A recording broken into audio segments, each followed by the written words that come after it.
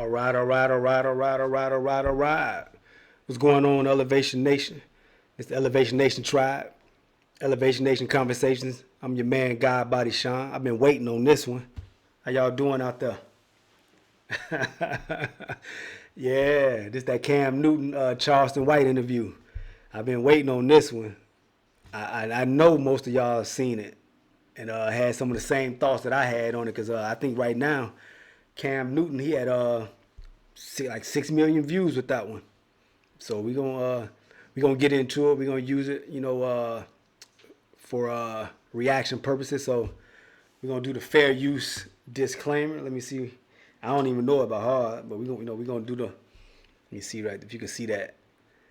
That's the fair use disclaimer. So that's what we doing this up under. So it says under Section 107 of the Copyright Act 1976, allowance is made for fair use for purposes such as criticism, comment, news reporting, teaching, scholarship, and research. Fair use is a use permitted by copyright statute that might otherwise be infringing. Yeah, so we good. So we're going to use this under the fair use statute, however you say that. We're going to get into, matter of fact, let me get myself out of the way. Let's let me get myself out of the way. Hold on. Let me see how we going to do this. Let me move me over here. I'm small. Y'all don't need to see me. We're going to get into this Cam Newton story. Not story, but interview with Charleston White. And I came across Charleston White, I want to say maybe 2 years ago. I saw him on YouTube and Instagram. People started posting little clips of shit he was saying and some of his views and ideas and how it was controversial, or what he was saying actually wasn't controversial. It was just going against the grain. It was going against what was popular in the culture at the time and what was still prevalent right now. But yeah, I ran across Charleston White a couple years back, and I can't lie. I'm rocking with him on some of the shit he talking about and some of his ideas and views and perspective on things that are going on in society as a whole and in the black community, rather. Man, I'm rocking with him on some of it. He got some valid points. He got some valid arguments and some valid views. He putting in the work. He's speaking from a point of what he know. I think he was locked up for like 20-something years. Right now, I got my daughter in here right now. She up and watching me do my commentaries, whatever. So she's a fan. Matter of fact, hit that like, share, subscribe button. We trying to grow the channel. We trying to grow the following. Leave a comment in the comment section. If you like what we doing, we gonna keep doing this and keep being consistent. But I'm rocking with Charleston White.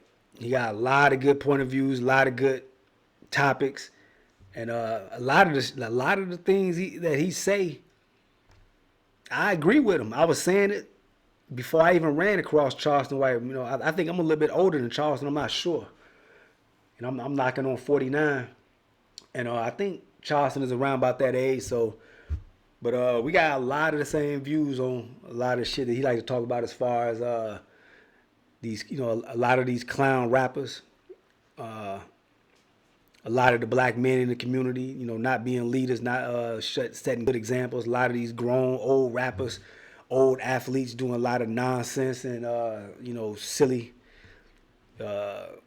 stuff, not being accountable. A lot of the views he have on some of the women not being accountable, and a lot of stuff they got going on and what they doing. So honestly, a lot of Charleston White views sound like just grown man shit.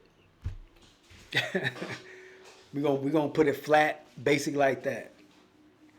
A lot of the shit Charleston White speaking on is just grown man topics. How grown men are supposed to conduct and carry themselves, or men that's being about something, or people that's being about something for that matter, women, the youth, whatever.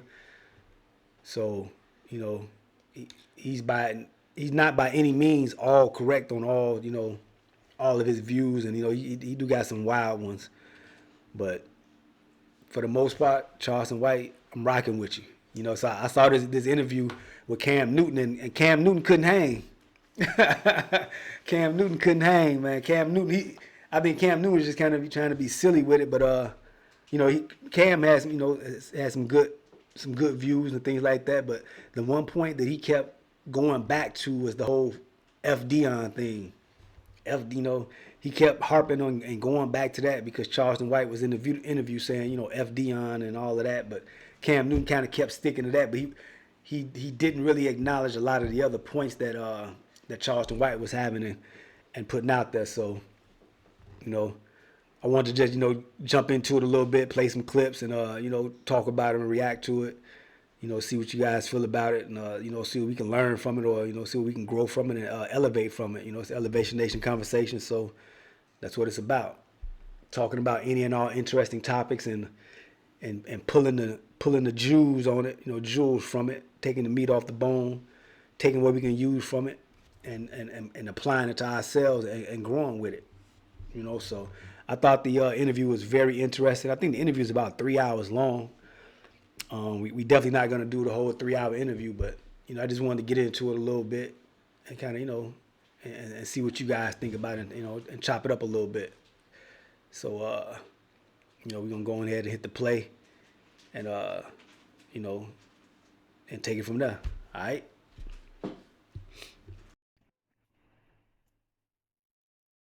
Okay, let's just put it like this, and let's come up with a rule. Don't say what you won't say in their face. DEION. His wife too. So you would Man, if me and Beyonce had to be around each other for 2 weeks, you right, I'd get her. So he's a Crip rapper, rolling 60, right? Mm-hmm.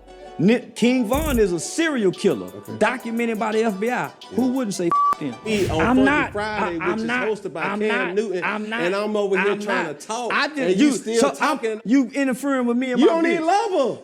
I love my How you gonna love her and you gonna put your hands on her? Same reason you whoop your kids and tell them you love them, and this why you doing this. No. Y'all use weapons. See, I don't fight fair. See, most is prize fighters. I'm a surprise fighter. We're going to pause it right there real quick. I think a lot of people don't understand and don't realize that sometimes Charleston White is playing a character. And he even said this. He playing it up for the camera. You know, he got to get a reaction out of you. He got to catch your attention. He got to get you where, you know, where you want to pay him attention to see what he's talking about. It's kind of like peacocking. When peacocks, they want to attract your attention, they spread their feathers out so you can see all the colorful feathers and all that so you can get their attention, whatever. So I think Charleston White do a lot of the crazy, loud talking, shock value talking to get your attention, but then he also dropping points and jewels up in it. So I think that's what, you know, what Charleston White does, and, you know, try to get you to, you know, pay attention to what he's saying, because he says a lot of times that when he was doing it with the bow ties and doing it, you know, from an educated, real straight lace perspective, nobody was listening to him. So he started sounding like your favorite rappers and entertainers, you know, being loud and profanity, using all the language and crazy talk to get your attention. And now he's been getting attention. So it's been working for him. So let me shut up and you know, let's get into it a little bit more.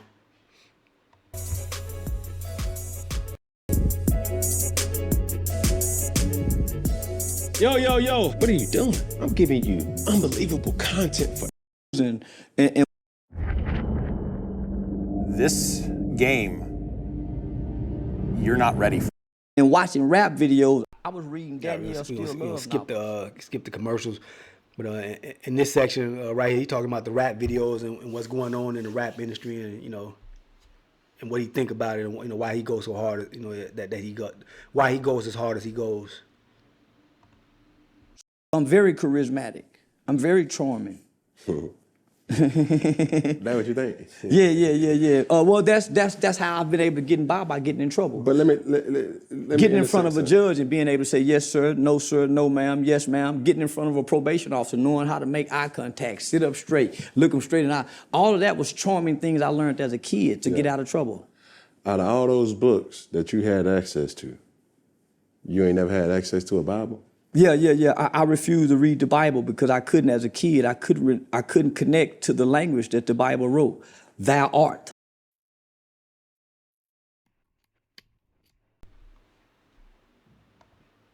All right, he has a good point right here. A lot of people have said they've shied away from reading the Bible because they really don't understand the language and how it talks in old language, but they have updated versions where you can read it and understand it in today's language, and but Charleston is not dumb on the Bible. Charleston, he knows his Bible, and he quotes a lot from it, and he kind of uses it when he's trying to get a point across. So he knows what he's doing.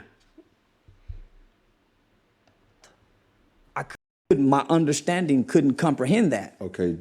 Were you coherent to understanding that there were different versions of the Bible? Yeah, I understand about the council when they introduced Cesar Bagario as the white man with the blonde hair, and they took out pieces of the Bible. So I know the Bible have been dissected to brainwash, to control. Yes, sir. So what I did was, but not more or less that level. I'm talking about the international version. I understand it, but as a kid, you don't know that. Yes, sir. As a kid, you don't know to pick up this book and say, okay, they got a King James version. Okay, you don't know this. All you know is here, read the Bible. They said read the Bible, and you can't really understand what the preacher's saying. Correct. But I have a mother who are quoting scriptures, and I'm hearing her say these scriptures, but they're not making no sense.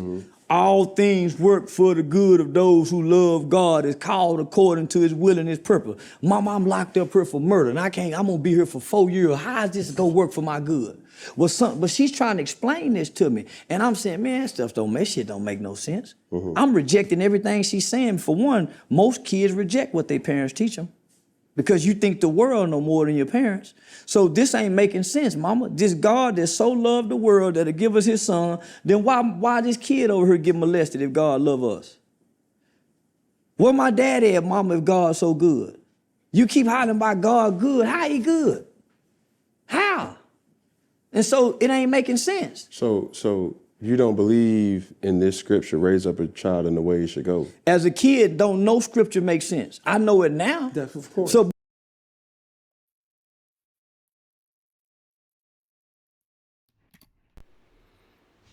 now, he believed in the word. He believed in God. He believed in the Spirit and Jesus Christ. But he's speaking about his perspective from when he was a kid, how he didn't understand it then, and most of us don't. And even if you were raised in the church, or if you wasn't raised in the church, most kids really don't have a understanding or comprehension of it. That's why they have Bible school for the kids, so you can kind of grow up in it and learn as you go and come into an understanding of it. But he's speaking when he's from his kid's perspective. But now he's an adult and a grown man, he says he has a different understanding and perspective of it.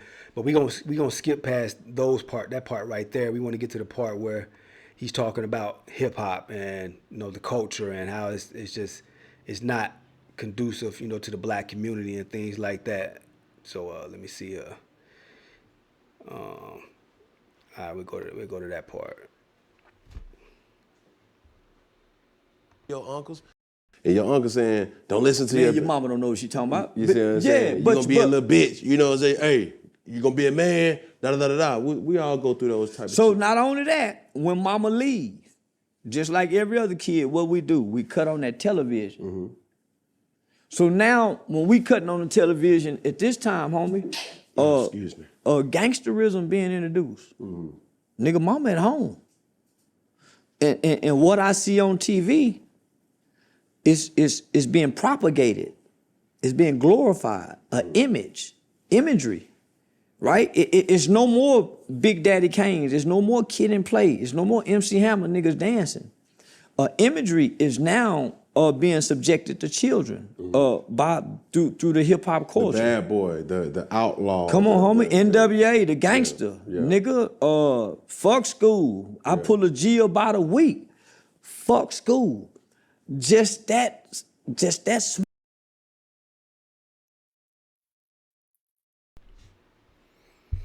And what he's saying right there, I can relate to, because I grew up on hip hop, but I did have a father and a mother in the house, and they raised us to have value in school and things like that. But even back then, kids are being raised by imagery on TV, what they see.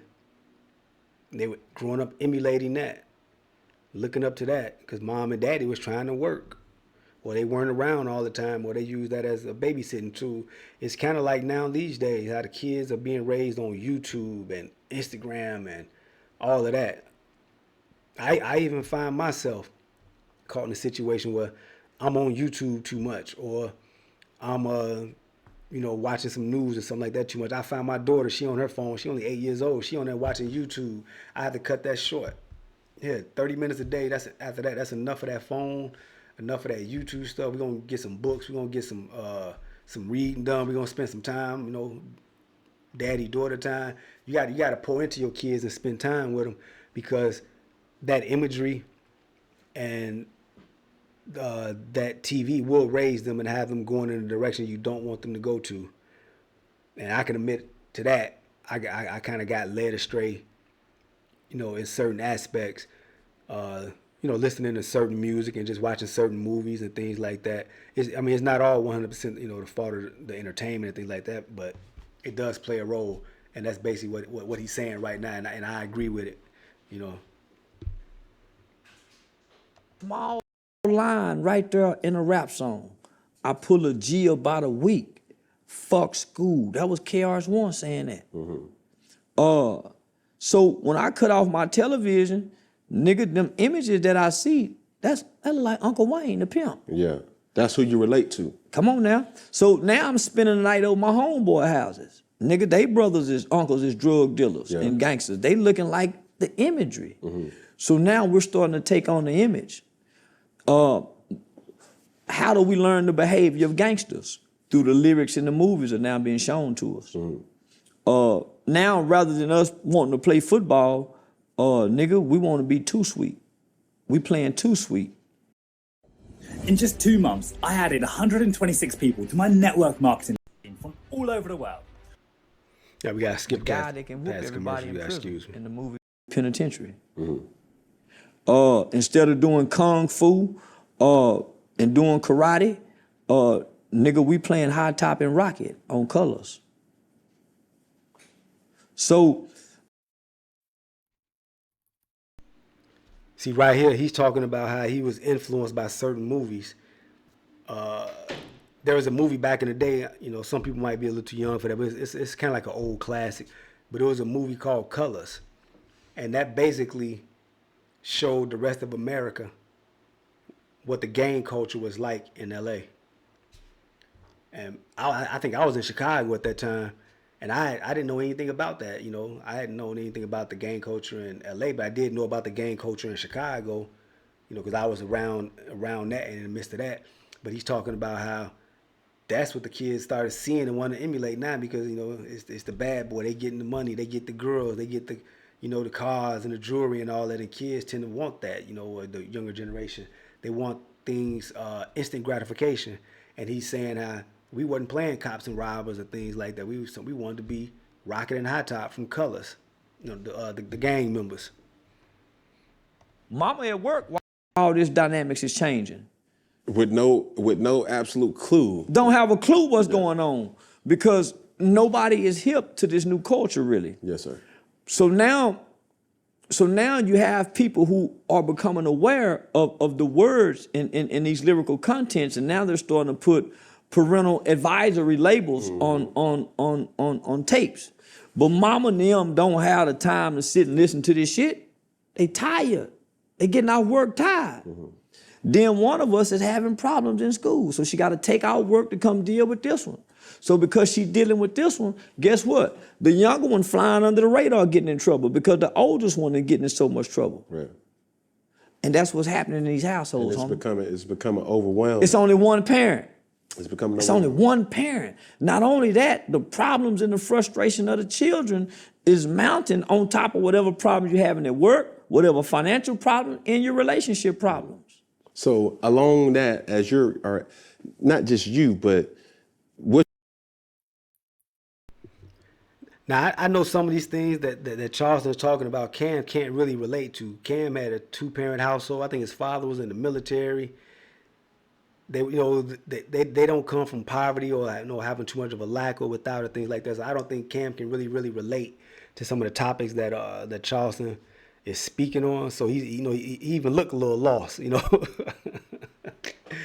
Cam looked a little lost, but we're gonna skip to some other parts where he was talking about let me see, prison reform, and some of his ideas on prison reform.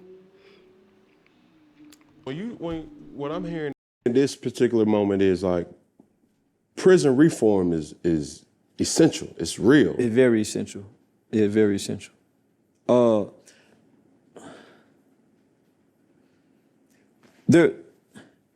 You have to understand, homie, there was 20 or 30 years of our country who believed that we should be tough on crime. And they became tough on crime. So not only did they create sentencing guidelines, that's where the three.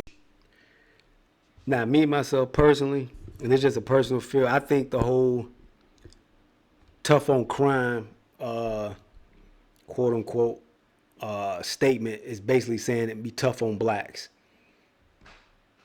To put it bluntly, get tough on blacks, like that Joe Biden crime bill.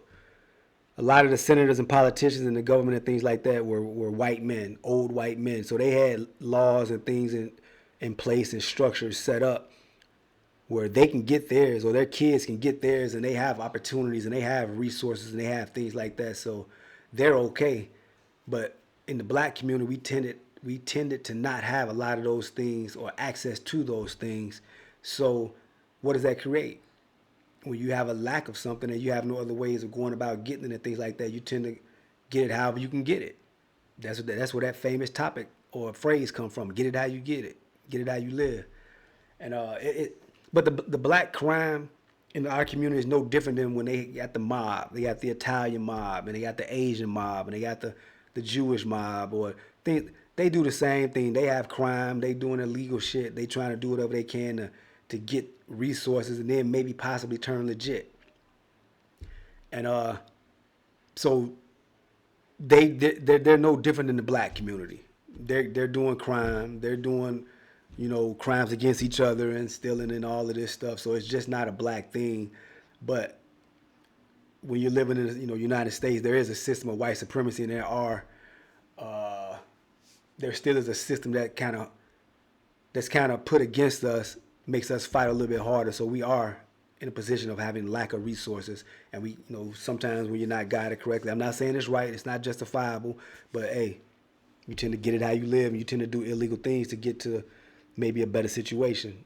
I myself, I was in that situation as well, and I was just blessed and lucky to never have to go to prison or get caught doing any of that stuff. And I thank God for it. Never catch me doing it again.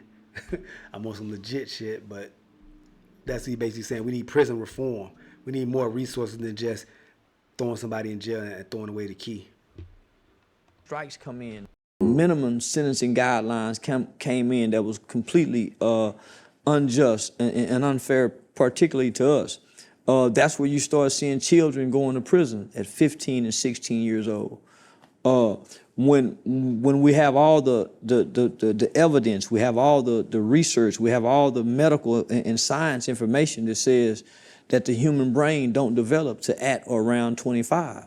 So why would you take a 17-year-old or 20-year-old and sentence them to life without parole when they don't even have the full brain development to make the rational decision that you and I would make in certain situations? If you factor in child trauma, you factor in the abuse, you factor in neglect, that brain may not develop to 30. That's why you hear these old ass niggas like Jay-Z and them hollering 40 is the new 30. That's the lack of brain development for us to even think to process that. 30 is the new 20. That's us really saying we're really fucked up. There's no way that 30 can be the new 20. And what he's saying right there, I totally agree with it.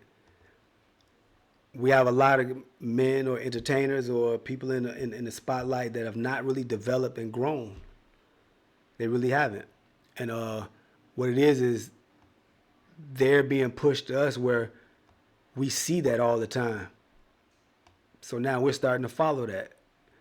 And he's talking about how you got, rappers and some artists talking about how 30 is the new 20 and, 40 is the new 30 and all that. And that shit ain't true. It ain't true. You gotta grow up. It ain't no joke. So it's showing a lack of brain development, which can lead to other problems in your life when you're not educating yourself and you don't have access to certain resources and things like that where you can grow and get to your full potential. You have to think backwards. The reason I put lead generation on a license plate of the Lamborghini, because it's still today, since 2019. But you taking it out of context. No, I'm not. What's in a man's heart? Now see, listen to Cam. That's how you can tell he's disconnected from what's really, really going on. Because Cam Newton has not been in a lifestyle in the hoods or a lack or without a father. He's trying to justify what you got grown 40, 30, 50-year-old men saying in their music. He's trying to justify the saying it's taken out of context when it's really not. It's relevant. It's what they putting out there, and it's what they thinking, what they speaking out their mouth as a man, or what they say, as a man thinketh. What's come out their mouth, they thinking that. And as you think, that's what you become. That's how you move. That's why you have a lot of hip hop artists. They getting money and they're making money. They're doing music. They living and moving around the world. But they still making music like as if they back in the hood and they in a trap house. Or they got to sell dope. Or they married, but they talking about they got 5, 6, 7 different chicks or different women. But they married. They going home to their wife. They kids live in a gated community, going to private school.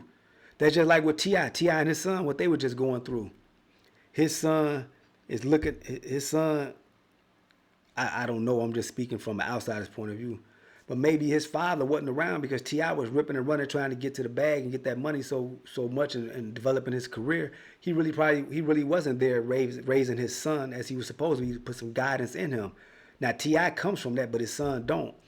And in the video on YouTube when him and his father was going at it, his son was actually saying that. He was saying, I was over grandma's house, I was in the bando, I was doing this and I was doing that.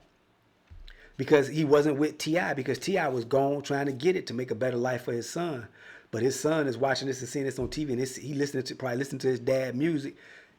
And now he's thinking that he's gangster or he's a trapper or he's hard. And instead of just being him and living his life and being true to himself. You grew up privileged, you grew up good. There's no need to talk about or being hard or being gangster or being hardcore and this and that. And maybe T.I. wasn't home to instill that in him and say, nah, you don't got nothing to do with all this what I was doing and what I had to do to get up out of it. So that's not you and that's not your life. And that's what Charleston is saying.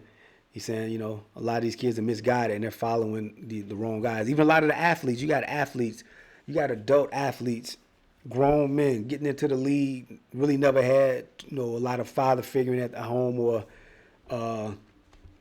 productive men in their lives. They get to the league and the first thing they doing is spending their money. They going to have, sex and kids and dating multiple women that they know they're not going to marry. They know they shouldn't be having kids with. And now they're in a situation where they getting tricked out of all their resources because they're not fully mentally developed. These are young men, but men no doubt, getting millions and millions of dollars. They're getting into the NBA and the NFL league, or they're becoming rappers with all this money, and then they going back messing with Keisha in the hood, having kids, 6, 7, 8 kids. Now they whining and crying when they get taken to child support court, and all their money is gone, or they getting raped by the court. So I respect what Charleston is saying on this topic. I think Cam is disconnected, and he really don't understand it to that level because he never had to really go through it. But you can look at this too, though. Cam Newton, I think Cam has about maybe 6, 7 baby mothers. I don't even think he's married. Same thing with Nick Cannon. Now, I get it. If you can have the kids and you can take care of them, then yeah, be fruitful and multiply. But what does that show our community where you're not marrying any of them? You're not in the household with them because you can't divide your time up evenly between 7, 8, 10 kids. It just don't work. So something is going to be lacking and something is going to get missed in the midst of developing these children and growing into productive, people in society. It just don't work. Come out his mouth. If you say 40 is the new 30, you don't. So that means you're a 40-year-old, you still looking 30? No, bro. What are you saying then? But I remember that song, 30 is the new 20. Yeah, I'm so hot. Yeah. He's still rapping about dope in his song. Now you got Cam, a grown man. I think he almost in his 40s, trying to recite a rap song, trying to justify it. When he know that was just some ignorant bullshit. It is what it is. I used to be a rap artist, still am an artist. I do music sometimes, but it is what it is. He was saying some ignorant, silly shit. And I've always tried not to do that when I was making my music because I was a grown man making music. So I was trying to make music that was relatable to being a grown man, speaking from that perspective. Now, the song cool, God Is. But they're just like a lot of things being taken out of context. It was more or less like, yo, even though I'm older, I'm still able to, live a life that. Not like a 30-year-old. That's the problem with the black man. He won't grow up. He won't grow up. He still want to be 40 and live like he's 30. What? I totally agree with that. Charleston said, that's the problem with the black man. They don't want to grow up. They want to be 40 years old, living like they 20 and 30. Conducting themselves and carrying themselves, moving like they a 30-year-old or a 20-year-old. When I became a man, I left childish things behind. You gotta leave some of that. You gotta leave some of that stuff behind. You gotta grow. You gotta be elevating. Hit that like, share, subscribe button. Drop some comments in the comment. We're trying to get these subscribers up so we can get in that YouTube algorithm. But Charleston is telling the truth. I'm rocking with Charleston on this one, on a lot of what he's saying in this, and I think Cam is just lost with it. He just lost with it. Grown men need to be grown men, and they need to grow and act like grown men. What's wrong with being 40 and living like you're 40? Mm-hmm. Why you still want to live younger? The goal is to grow old, not get younger. Mm-hmm. So the goal ain't to keep all my black hair. The goal ain't to go and put a whole bunch of pretty white new teeth in my mouth the older I get. I'm gonna lose a side tooth. It's okay. I'm getting old. Nigga, I'm gonna get a bald spot. It's okay. I ain't got to go get the man weed. So that's what's happening, homie. We shaming old. So that's why the old niggas saying, oh, look at you, old nigga. Because we shame to be old. So our kids shame the old. Ain't nothing wrong with 40 being 40, my nigga. Yeah. That's all facts. Ain't nothing wrong with being your age. I used to say that a lot and laugh. When I was getting my gray hairs, I never thought about touching my gray hairs for you. And you got dudes running around here, they trying to dye their gray hairs and look young and getting weaves and all that. Like, just be old. That's a blessing to get older. You got wisdom. Embrace that. We got too many men, not just black men, but in all cultures or whatever. But I'm speaking from a black man's perspective because this is my culture. They don't want to grow old. They don't want to get older and get wiser. They still trying to be young, and that's why the hip hop music people are saying that's a young man's game. It's really not. It's a music genre. It's a genre of music. It's just like jazz, R&B, country, pop, rock. It's all the same.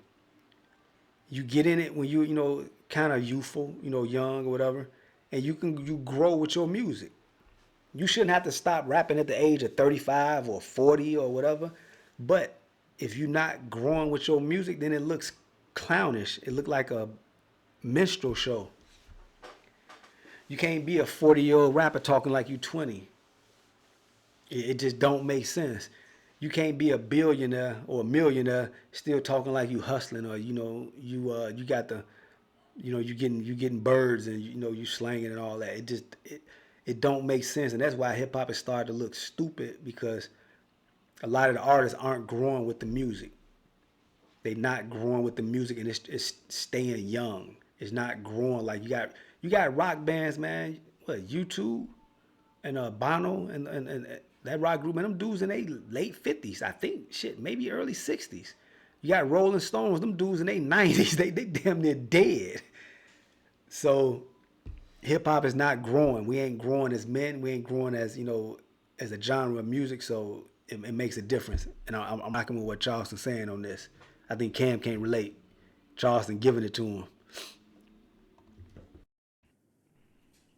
But what got you onto this activism in the community? Because I had people who poured into me when I was a fool. So before I got out the juvenile system, I wasn't exposed to gangs. Yes, sir.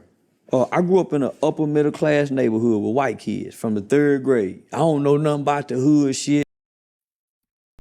Okay, we're going to skip past a little bit past this part. I don't want it to get too long, but he's just talking about how he grew up in a suburb and he wasn't exposed to gangs and all that until he started hanging around the wrong people and being influenced, by his surroundings. So I think I'm trying to see where I can find it. When he's talking about, about fuck Deion Sanders, and what he was saying about it, it just made sense. It just made sense to me. So we're going to skip through this commercial, but then we're going to come back, hear what he said about the fuck Deion thing. And I agree. Cam want me to tell y'all what I really feel. Now I know I'm going to bring my real motherfucking feelings to the internet. So here we go. All right? Most people relate to their upbringing, their environment, their background, how you was raised and where you was raised. It's a big part of who you are and how you engage the world. So naturally, I'm going to sympathize with the players who may feel abandoned by their father figure coach, right? So I share that abandonment that these kids may feel because I don't play football, right? So I can't put myself in the shoes of a football player. I can put myself in the shoes of a man who would choose to take a better job to take care of his family, or to take a job to advance his son's career. On the flip side of that, you got a bunch of kids that feel abandoned. I got a couple of them in my phone. You got a few. Now this part right here, I agree with. I mean, I understand Deion Sanders going where the money at, and he went to Colorado so he can get an advancement for his son to get a better, career and get a better opportunity to get in the NFL. But also on the flip side, you got to understand he left a predominantly HBCU, which is a historically black college or university, and they were bringing attention to that university, helping up that university and maybe get their money up, get their viewers up, and bring some attention to there. We got talent there. We got kids that don't get the opportunities like his son has, or some of the other kids that the other universities and schools have. So Deion has money. I'm not counting his bag or his money. I don't know what any man needs to live, but how much money can you get?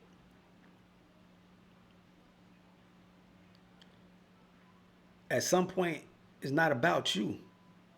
At some point, Deion, the light shining on Deion, he could have did so much good shining that light on where he was at Jackson State. You could have had the stars and the athletes and the entertainers following him to Jackson State, the games and things like that. But when he chose to leave, now he's taking all that attention, all those possible resources over there to a school, Colorado, that don't really need it. It's not a white or black thing, but it is a white and black thing. We need, they needed Deion at that school to bring more attention to that school. Maybe get some more alumni to maybe participate and donate back to the school program and build it up the way Colorado was built up. So I agree with Charleston on that point. Coaches that feel neglected. You got some staff members that felt wronged. I look from their position. The abandonment issues. The kids who had hopes, who had just transferred to their school, who probably wasn't as good as the ones who could start on the football team, what was there because of his leadership and his guidance, and you abruptly take that from them. Nobody's talking about that. Not only do you abruptly take that from them, they're now pushed back into non-existence. They don't exist no more. They back in darkness. When you do the 60-minute special, and I hate to repeat this, but I'm gonna repeat it. There were many people in Jacksonville who was offended by the special because they only showed one element, the poor, bad side of Jacksonville, and there's a vibrant side of it. So to take, I'm not really mad at Deion, homie. I'm saying. So you can. So you could tell Cam not feeling him right now on this point because I guess he look up to Deion. He's a fellow football player, so he probably feels some sort of way. But Charleston is speaking truth. He's saying that now those kids at Jackson State that were getting a possible look or possible attention because Deion was there, they're not gonna get that because now Deion is gone. So now they feel abandoned. They like, well, shit, fuck Deion. I bet a lot of them saying that when Deion left. I bet a lot of those student athletes at Jackson State were saying fuck Deion too. So I was feeling Charleston on that point. Let's skip through here a little bit, see what else we got going on. I know he was he had a couple other good points I wanted to hit before I get up out of here. I didn't want to make it too long. I just wanted to tap in a little bit and let y'all hear some of the game that Charleston was dropping. Charleston dropped game. He might look and sound crazy, but Charleston, he be on it. Yeah, so, let me see. I think this part he's talking about folks being stuck in character. Let me see. Get out of this commercial. Yeah, he's in some of the people that's in the culture right now. Give me the top 5 people that you believe that is just stuck on stage. I don't know them personally. So I can't. I just know our kids are stuck on stage. Where are the LL Cool J kind of guys? When you look out into the culture, where are the LL Cool J kind of guys? Ladies love Cool Jane, the nigga who just known for fucking with the ladies. Everybody gangster. Every rapper gangster. Every rapper a killer. Even Drake talking gangster. So where are the cool Mo D kind of guys? Where are the Big Daddy Kane kind of guys that's still cool and suave that can dance? So even the football players have to play gangster. Yeah, true. Even the basketball, everybody gangster now, homie. Yeah. So I'm saying, nigga, where the playboy kind of guys? Where the nigga that really want to ride the skateboard? Yeah. They're still a skater, but he cool. So you respect that? I respect that a lot. Like be you. So Yeah. Drake hasn't done that? No. Drake still be talking that. He kind of talk gangster. Homie. You talking about how a lot of these guys are stuck in character. They they stuck in character. They're not really being themselves. Drake talk a lot of shit like he gangster or whatever. But Drake come from Toronto. Drake was on TV when he was a kid. So all this shit Drake talking, that's character and game. So, he's saying a lot of these guys are stuck in character. Let me see what he has some more topics that he talked about. I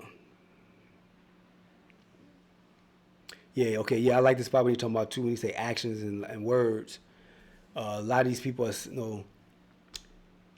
going by people's words and not their actions. They're going by what people are saying, but not what they're really doing. And a lot of that is prevalent in the black community, you know, right now. Let's see. I think it might be a fucking her when she commercial, was so we 16. gonna skip through. So if we just go, come on now. So that's why action don't speak louder than words to black people. Because if you go to look into action, you look at DEION can't keep a marriage. He been divorced how many times? This is how many wives he done had, 3 or 4? So we are following a man who can't how many times? That's all I'm gonna say. He asked Cam Newton 2-3 times. How many times Deion been married? How many times he had failed marriages? And Charleston is right. Cam didn't want to answer that, but a lot of people are following people who talk that shit, but they are bad examples. That's just like Steve Harvey writing a book on how to think like a man and act like a woman or something like that. But yet, he got 2-3 marriages under his belt. A lot of these folks are all talk, and their actions don't match up with they talk. And that's what he's saying. You know, too many people are following what somebody's speaking and what they saying, but not what they doing. So that's a big problem. That's all I'm gonna say. Known for sleeping with multiple women throughout his life. Whoremongering man. Maybe that's why God took his toe. Turf toe motherfucker. Okay. So that's all I'm saying. So this is a man who done abused multiple women. Pilar has so much to say about it. Go get the divorce papers. Abusive. Come on now. I was paying attention because I lived in Dallas at the time, so it was big talk in Dallas. And we ain't gonna.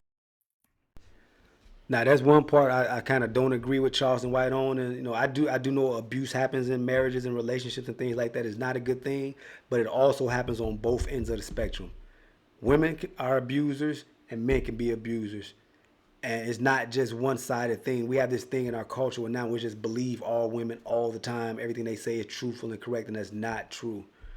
I know from experience, it's, like I said, it's not true. I'm not no angel, anything like that, but I do know that right there, that's not true. Sometimes people get to using the courts and documents to make a play and to create a narrative so they can maybe get alimony or child support or whatever. Just like the Jonathan Major situation, you know. That chick was setting him up for the play. She had been recording him for a year or so. She was setting him up for the play, so sometimes you gotta take some of that stuff with a grain of salt. There's abuse, you know. I'm pretty sure there was probably abuse on both sides. Talk about when he was in Atlanta fronting the dope niggas down here when he was playing for the Atlanta Falcons. All this documentation. Speculations. Okay, well, we'll say speculation, but there's no speculations on Charleston White. It's just what he says. It's just conversation. So when you look at Charleston White, you see he's a father, a husband, a community activist, a youth advocate. You ain't got nothing on me. Ex-husband, coon. You ain't got nothing on me. Snitch. You ain't got no paperwork. Talk down no on paperwork. black people. No paperwork. No. Look at Cam with those silly points. He said an ex-husband, a coon, a snitch, talk down on black people. Charleston don't talk down on black people. He talk down on ignorance.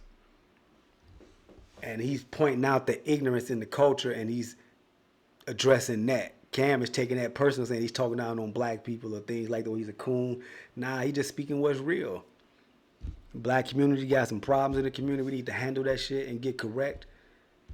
If not, we look stupid. That's why, you know, our community is falling apart the way it is. Marriage rate is the lowest of all nationalities and ethnicities and things like that. Single mother households is the biggest amongst all the other communities and ethnicities and things like that. So Charleston White just speaking on the real, and a lot of folks don't want to look in the mirror and accept that real. Point blank, period. No paperwork. It ain't no paperwork on me. You got to have paperwork on the snitch. No paperwork. The cooning, nigga, weekend with every black city I go to, nigga, I do way more for black people than any celebrity I know. To date. You think you do more than the community? To date. Than me? To date. Yeah, to date. Than me? Yeah, to date. How old you Charleston? I'm 46 years old. Okay. And I've been doing this for over 12 years. Okay. At every level, in every institution, from the White House to Congress to state legislature.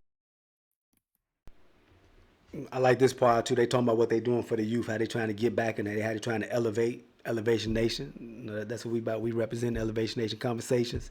That's why we like to talk about things like this, dissect them, see what we can pull from it, add to us to make us better, so we can continue growing and continue elevating. But that's basically what the interview is about, man. I just think Cam wasn't ready for this interview with Charleston. Charleston had him on a lot of different topics. You can go find the interview and watch it, watch the whole thing yourself. I think it's about maybe I want to say 2 hours long, maybe 3, and skip through it. But I did want to show this part here at the end where you got two black men, two brothers that can disagree on a lot of different areas and topics, not hate on each other.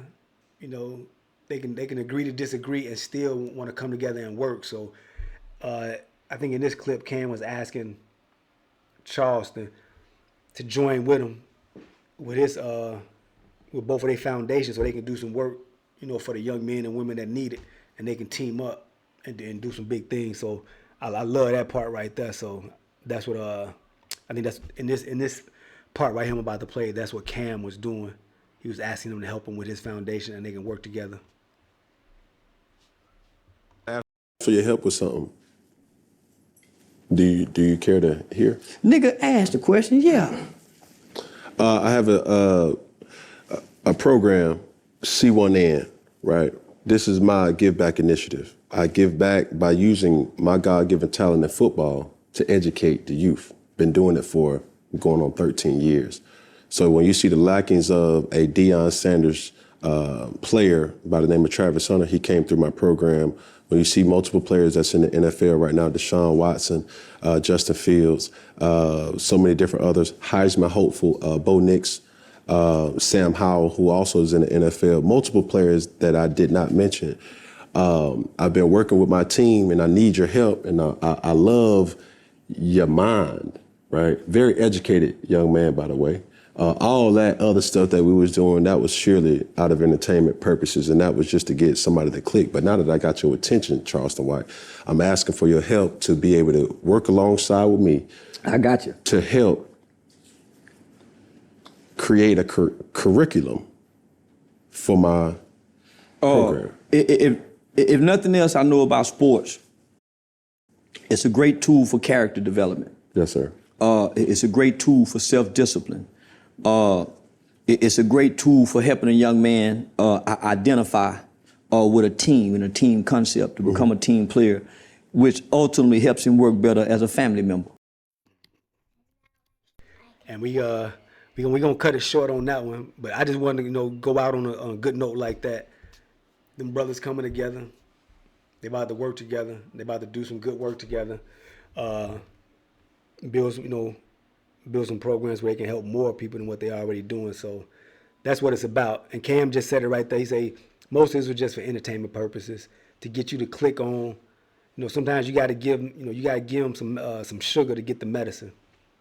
So all the theatrics and the drama and things like that was just to get to the point of where, all right, how can we solve some of these problems? And that's what they about to do. So they about to link up and do some work, and I'm supporting that. But yeah, I rocks with Charleston. I rock with Cam. So this was a good one. If you get a chance, go check the interview out. Yeah, it was a good one. And we're gonna sign out on that one. So that's what it's about, man. Elevation Nation Conversations.